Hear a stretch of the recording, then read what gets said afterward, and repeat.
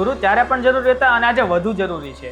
એક સમય હતો જ્યારે બાળકોના હાથમાં મોબાઈલ નહોતો પણ સંસ્કાર હતા, ગૂગલ નહોતું પણ ગુરુ હતા, સર્ચ એન્જિન નહોતું પણ જીવનનો માર્ગ બતાવનારા હતા.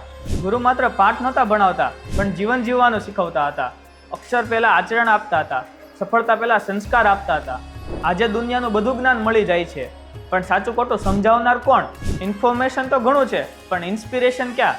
ડિગ્રીઓ તો મળી રહેશે પણ ડાયરેક્શન કોણ આપશે? સમય બદલાયો છે પણ ગુરુની જરૂરિયાત નહીં.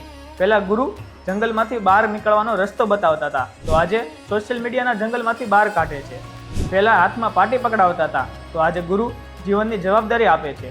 જ્યારે સમાજ ગુરુનું સન્માન ભૂલી જાય છે ત્યારે સંસ્કારનું પતન થાય છે. મોબાઈલ તમને માહિતી આપશે, આર્ટિફિશિયલ ઇન્ટેલિજન્સ તમને જવાબ આપશે પણ જીવન જીવવાની સાચી સમજ માત્ર ગુરુ જ આપશે. ગુરુ વગર જ્ઞાન અધૂરું છે અને જ્ઞાન વગર જીવન. હેપી ગુરુ પૂર્ણિમા.